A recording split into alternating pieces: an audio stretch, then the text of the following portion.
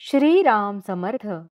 श्रोते हो, आपण ऐकत आहात श्री गोंदवलेकर महाराज यांचे प्रवचन. शाश्वतचे सुख कसे लाभेल. असे पहा, एखादा प्रवचन करणारा घ्या किंवा मोठा वैदिक कर्मे करणारा घ्या, त्याला त्यापासून समाधान मिळते असे नाही. तो असमाधानातच असतो. कळू लागल्यापासून आपण सदाचाराने वागत असून आणि देवधर्म करीत असूनही आपल्याला समाधान लाभत नाही. याचे कारण काय? तर आपले ध्येय निश्चित झालेले नसते. आपण नीतीने वागतो ते लोकांच्या भीतीने, कारण आपण वाईट वागलो तर लोक आपल्याला नावे ठेवतील. लौकिकासाठी केलेले कर्म कधीही समाधान देऊ शकत नाही. पापकर्म करणाऱ्यालाही समाधान लाभत नाही, कारण त्यालासुद्धा आपण करतो हे वाईट आहे असे वाटतच असते. एकदा एक गृहस्थ माझ्याकडे आला आणि म्हणाला, देवापाशी काही न्याय नाही, तो अगदी अन्यायी आहे. मी त्याला विचारले, असे झाले तरी काय? त्यावर तो म्हणाला, मी कधी कोणाचा पैसा खाल्ला नाही, सदाचाराने वागलो, पण मी फक्त एक मजली घर बांधू शकलो. आणि माझ्या हाताखाली काम करणाऱ्या एका भिकारड्या कारकुनाने पैसा खाऊन माझ्या घरासमोर दुमजली घर बांधले.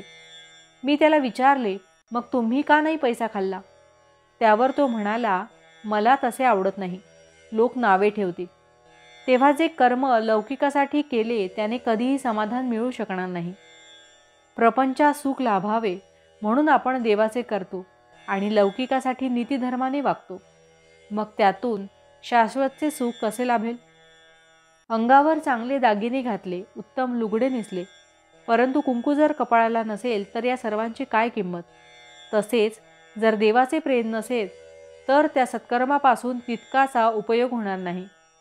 या उलट देवाच्या ठिकाणी अत्यंत प्रेम असून सुद्धा जर नीतिधर्माचे आचरण नसेल तर ती परमार्थाची इमारत टिकू शकणार नाही.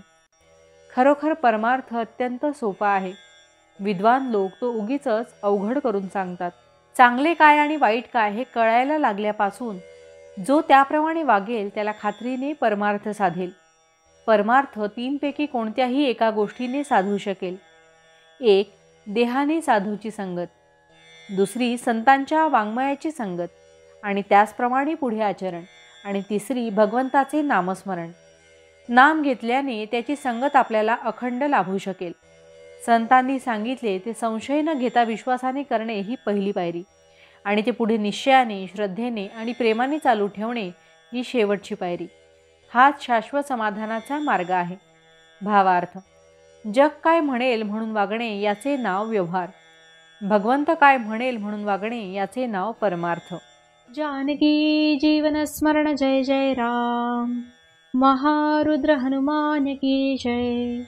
समर्थ रामदास स्वामी महाराज की जय. सब संतन की जय. श्री अनंत कोटि ब्रह्मांड नायक राजाधिराज सच्चिदानंद सद्गुरु श्री ब्रह्म चैतन्य महाराज की जय. जय जय रघुवीर समर्थ. आता आपण 13 वेळा नामस्मरण करूया. श्रीराम जय राम जय जय राम. श्रीराम जय राम जय जय राम. श्रीराम जय राम जय जय राम. श्रीराम जय राम जय जय राम. श्रीराम जय राम जय जय राम. श्रीराम जय राम जय जय राम. श्रीराम जय राम जय जय राम. श्रीराम जय राम जय जय राम. श्रीराम जय राम जय जय राम. श्रीराम जय राम जय जय राम. श्रीराम जय राम जय जय राम. श्रीराम जय राम जय जय राम. श्रीराम जय राम जय जय राम. जय श्रीराम.